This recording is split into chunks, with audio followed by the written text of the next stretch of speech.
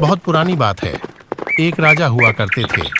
उनके पास एक बहुत सुंदर तालाब था जिसमें बहुत सारी मछलियां भी थीं। राजा ने उस तालाब की देखभाल के लिए एक मछुआरे को रखा हुआ था। वह राजा के लिए उस तालाब से मछली लाया करता था। वह बहुत आज्ञाकारी था। लेकिन एक दिन राजा को अपने गुप्तचरों से एक बहुत ही आश्चर्यजनक बात पता चली। महाराज, आपको जानकर घोर आश्चर्य होगा कि मछुआरे गोवर्धन को मछली पकड़नी नहीं आती, किंतु वह फिर भी आपके लिए मछली लेकर आता है। यह जानकर राजा परेशान हो गए और उनकी जिज्ञासा ने उन्हें सोने नहीं दिया। सुबह होते ही राजा ने मछुआरे को बुलावा भेजा। गोवर्धन, हमें कल से मछली खाने का बहुत मन कर रहा है। जाकर तालाब से मछली लेकर तो आओ। राजा के आदेश के बाद मछुआरा मछली लेने के लिए तालाब की ओर चला। राजा अपने अश्व पर सवार होकर मध्यम चाल से मछुआरे का पीछा करते हुए तालाब पहुंचा और मछुआरे को दूर से छिपकर देखने लगा। तालाब के पास पहुंचते ही मछुआरे ने एक मंत्र पढ़ा और तालाब की सबसे बड़ी मछली उसके पैरों के पास आकर गिर पड़ी। फिर मछुआरे ने तालाब को झुककर प्रणाम किया और वहां से महल की ओर निकल पड़ा। राजा पीछे से सब कुछ छिपकर देख रहे थे। ये नजारा देख उन्हें बहुत आश्चर्य हुआ। फिर वह भी अपने महल की ओर चले गए। देखिए राजन, मैं आपकी आज्ञा अनुसार आपके लिए मछली ले आया हूं। झूठ मत बोलो गोवर्धन।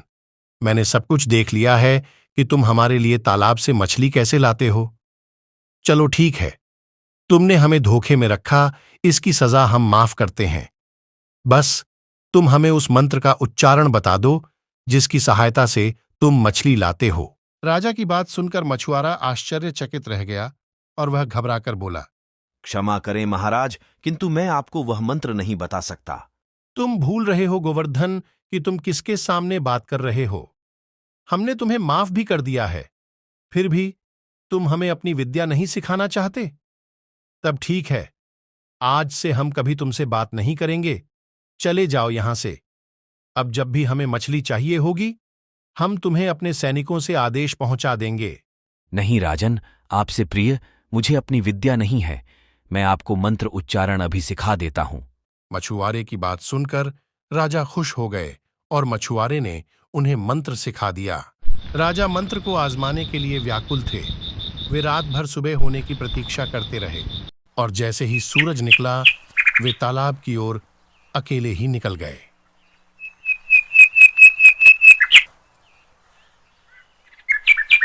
तालाब के पास पहुंचते ही वे तालाब के सामने मछुआरे के सिखाए गए मंत्र का उच्चारण करने लगे और एक मछली राजा के पैरों में आ गिरी।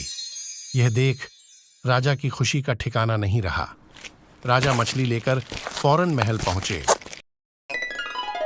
महाराज, ये हम क्या देख रहे हैं? आप मछली लेकर आ रहे हैं और यह मछली तो हमारे तालाब की लगती है, लेकिन जहां तक मैं जानता हूं आपको तो मछली पकड़ना नहीं आता था। हमें अभी भी मछलियां पकड़नी नहीं आती मंत्री जी। तब तो आप ही इसका भेद बताकर हमारी जिज्ञासा दूर कर सकते हैं महाराज। हाँ हाँ, बताता हूं, जरूर बताता हूं। बात यह है कि कल जब हम शिकार खेलने गए, तब हमें एक महान संत मिले। उनसे दो चार बातें हुईं और उन्होंने हमें अपने बारे में बताया कि वे बहुत से काम मंत्रों को पढ़कर ही पूरे कर लेते हैं। तब हमने उनसे आग्रह किया तो उन्होंने हमें मछली पकड़ने के लिए एक मंत्र सिखाया और बस हमने सुबह जाकर ही वह मंत्र तालाब के सामने बोला और यह मछली हमारे पैरों में आ गिरी। यह तो चमत्कार जैसा है महाराज। इस चमत्कार को देखने की जिज्ञासा हो रही है, बड़ी जिज्ञासा हो रही है महाराज। तो फिर देर किस बात की है? हम भी आपको यह चमत्कार दिखाने के लिए उत्सुक हैं मंत्री जी।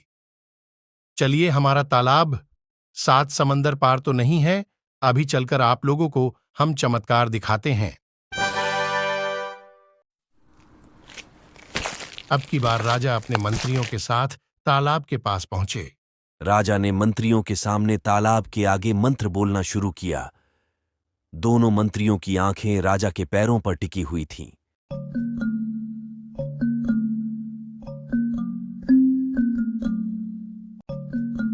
मंत्र बोलते बोलते करीब 10 मिनट बीत गए, लेकिन अब तक एक भी मछली प्रकट नहीं हुई थी। यह देखकर राजा का क्रोध बढ़ने लगा। तभी एक मंत्री बोला, कोई बात नहीं राजन, हम फिर कभी यह चमत्कार देख लेंगे। आप क्रोधित न हों। नहीं, हम उस मछुआरे को माफ नहीं करेंगे। उसने हमें मूर्ख बनाया। हमें उसकी वजह से शर्मिंदा होना पड़ रहा है। हम उसे कड़ा दंड देंगे। मछुआरा? आपको तो उस संत को दंड देना चाहिए महाराज, जिसने आपको मंत्र बताया था। नहीं, ये मंत्र हमें उस मछुआरे गोवर्धन ने सिखाया था और हम उसे ही दंड देंगे। राजा ने गुस्से से कहा। तभी तालाब के अंदर से एक आवाज आई, सुनो राजन, तालाब से एक भी मछली नहीं निकली। इसमें मछुआरे का कोई दोष नहीं है, बल्कि इसमें गलती तुम्हारी है।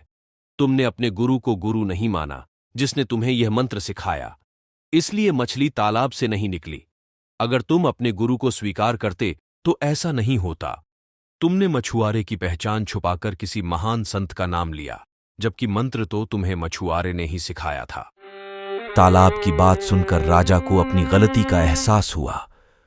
उसने दिल से मछुआरे को अपना गुरु स्वीकार किया और माफी मांगने का निर्णय लिया। इसके बाद वह मंत्र काम करने लगा और राजा भी खुश हुआ। यह कहानी हमें सिखाती है कि इंसान को कभी झूठ नहीं बोलना चाहिए और न ही अपने गुरु का अपमान करना चाहिए, चाहे वह आपसे उम्र में, ओहदे में या आर्थिक रूप से छोटा ही क्यों न हो। गुरु को तो भगवान ने भी बड़ा माना है। अगर आपको कहानी पसंद आई हो तो लाइक करें, सब्सक्राइब करें और कमेंट करके जरूर बताएं कि कहानी कैसी लगी। धन्यवाद।